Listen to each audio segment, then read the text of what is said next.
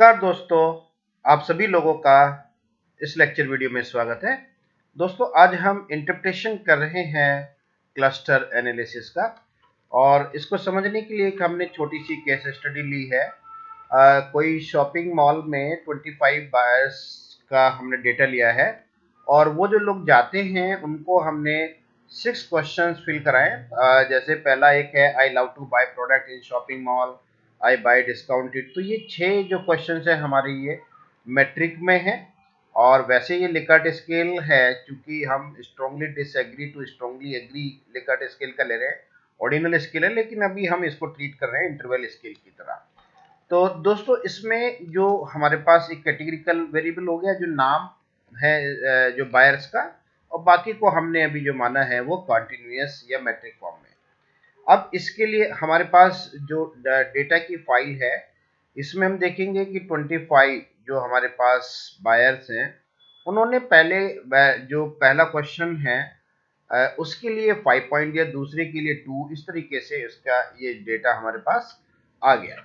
अब देखिए, इस डेटा में जो है हम जब क्लस्टर एनालिसिस अप्लाई करते हैं तो इसको हमें 2 स्टेप्स में करना है। एक तो जो है हम यह देख रहे हैं कि हायरार्किकल क्लस्टर एनालिसिस, और दूसरा जो है नॉन हायरार्किकल क्लस्टर एनालिसिस, या जिसे हम के मींस क्लस्टर एनालिसिस भी कह देते हैं। तो पहले वाले जो फर्स्ट पार्ट में हम लोग जो कर रहे हैं वो है हायरार्किकल क्लस्टर एनालिसिस। इसमें हम देखेंगे कि जो हमारे पास डेटा है उसको हमने यहाँ माई डेटा में उस फाइल चूंकि बड़ी होती है तो इसको मैंने कन्वर्ट कर लिया।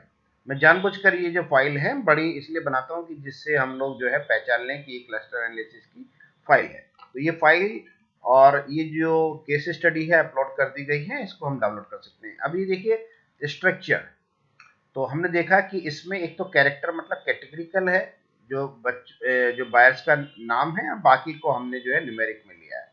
तो ये डेटा का नेचर समझने के लिए जो है हम स्ट्रक्चर के थ्रू समझ सकते हैं।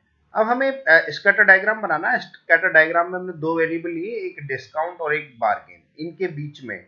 तो ये हमारा प्लॉट है, ये माई डेटा, और ये जो कलर स्कीम 4, 5, 6 हमने दी है। अलग अलग तरीके की कलर स्कीम भी हम इसमें दे सकते हैं। तो ये अगर हमें मान लीजिए इसका साइज बड़ा करना है तो इसमें हम जो है CEX2 है ना, ये ओरिजिनल से 2 टाइम्स हो जाएगा। और अगर इसको 0.8 भी हम कर सकते हैं, 0.6 भी कर सकते हैं। PCH ये का मतलब है कि ये जो अलग अलग तरीके के जो सिंबल्स बने हुए हैं ये 28, 29 टाइप के होते हैं अलग अलग, तो इसमें हम वो सिंबल्स दे सकते हैं।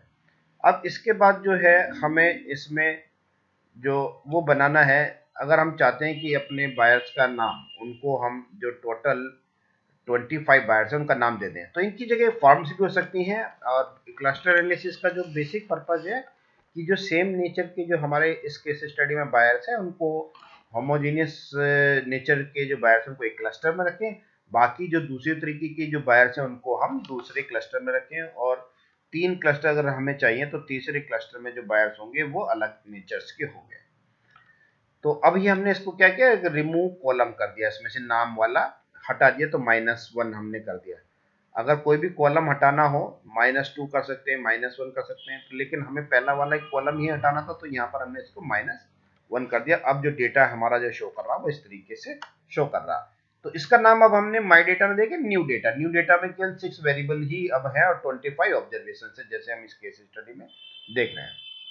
इसके बाद जो है हमें यूक्लिडियन डिस्टेंस निकालनी है। यूक्लिडियन डिस्टेंस का मतलब है कि जो हमारे जो बायर के ऑप्शंस हैं वो एक का दूसरे के साथ क्या डिस्टेंस है। जैसे हम यहाँ पर देख रहे हैं यूक्लिड डिस्टेंस, ये यहाँ पर लिखा है 3.5 है ना, तो ये 2 का 2 के साथ 3.5, और 2 का जो बायर है, बायर नंबर 2 का, उसका जो है ये यहाँ पर इसने 5.9 दिया है।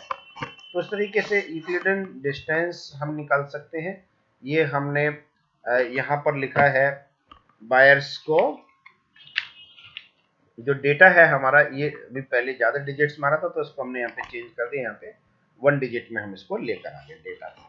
अब हमें यहाँ क्या करना है, इसके बाद यूक्लिडियन डिस्टेंस हमने निकाल ली है इनकी। इसके बाद अब हमें बनाना है इसमें स्टैंडर्डाइज्ड स्कोर, ये ऑप्शनल है। अगर सारे स्कोर ये हमारे स्टैंडर्ड मतलब सेम ही स्केल में लिए हैं हमने, जैसे 0 to 10 या 0 to 100 के बीच में, तब तो कोई दिक्कत नहीं है।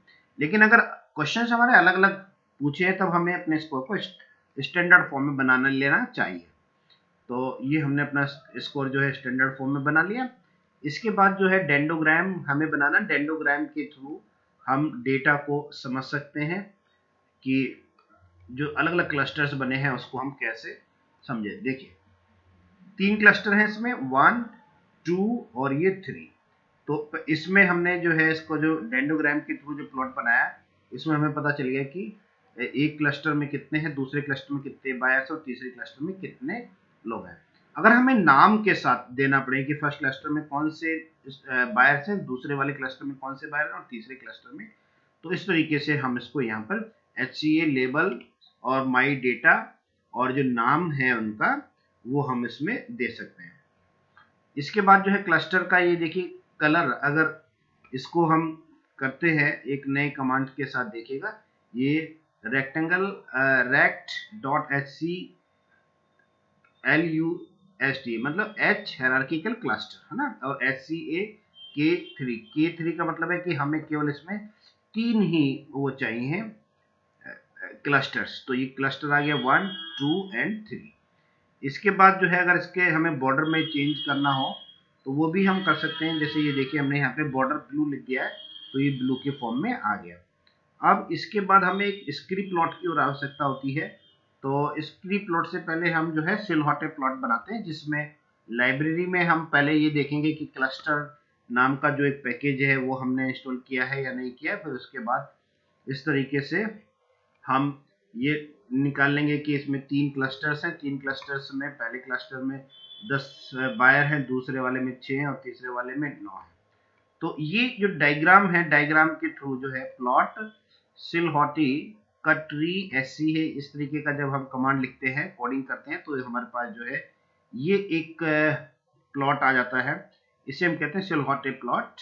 तो इसमें हमें पता चल गया कि पहले वाला जो क्लस्टर है यहाँ पर लिखा भी है 1:10, ठीक है, कि फर्स्ट क्लस्टर में हमारे पास 10 बायर्स हैं, दूसरे क्लस्टर में 6 हैं और तीसरे क्लस्टर में हमारे पास 9 बायर्स हैं।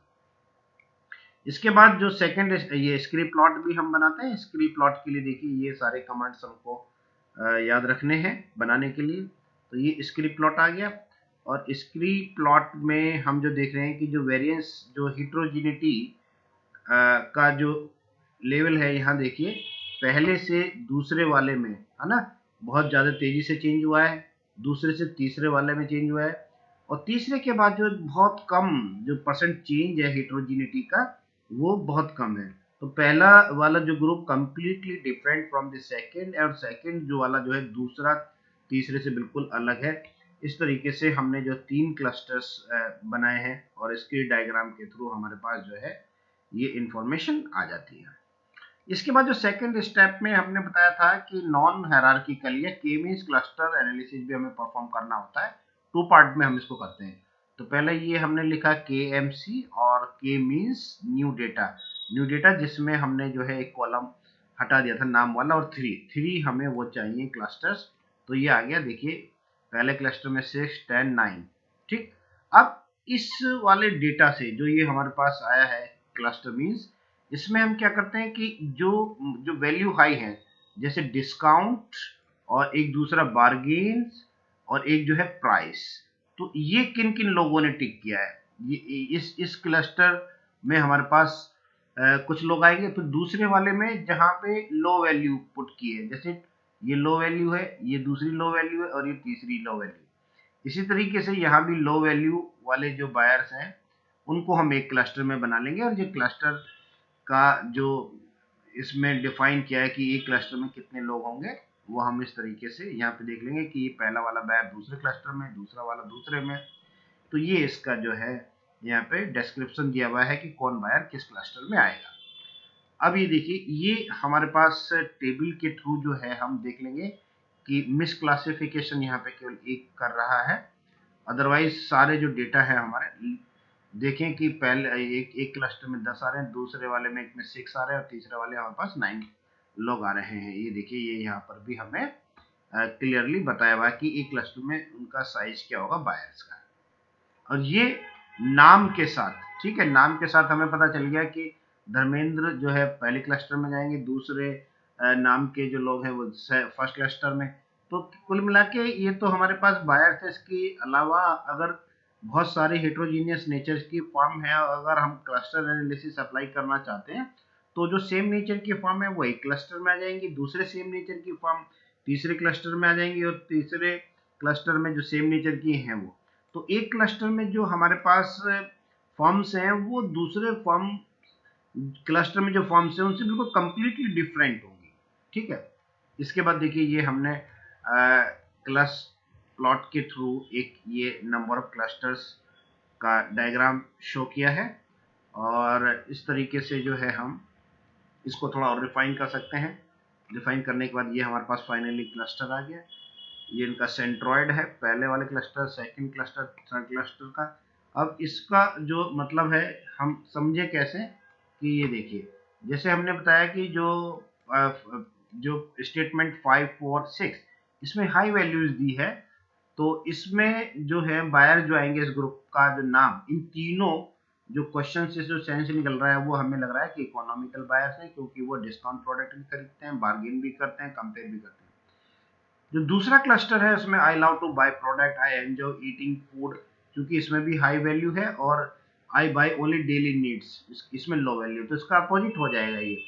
तो डेली नीड के प्रोडक्ट नहीं खरीदते हैं, तो इनको एंजॉय लविंग बायर्स कह सकते हैं। और तीसरे जो क्लस्टर है उसमें हमारे पास ये बायर्स हैं जिसको हमने कहा है passive buyer, I love to buy product in shopping mall, ये लो वैल्यू, ये खरीदना नहीं चाहते, ये एंजॉय भी नहीं करते हैं, ये डेली नीड्स के प्रोडक्ट खरीदते हैं, तो ये पैसिव बायर्स है। तो इस तरीके से हम क्लस्टर एनालिसिस में जो हमारे रेस्पोंडेंट हैं उनको 3 क्लस्टर्स में डिवाइड कर देते हैं, और उनका जो नाम है, किस पर्टिकुलर क्लस्टर में कितने लोग हैं, उनका क्या नेचर है, उसका नाम हम इन स्टेटमेंट्स के बेसिस पर दे सकते हैं। Thank you very much.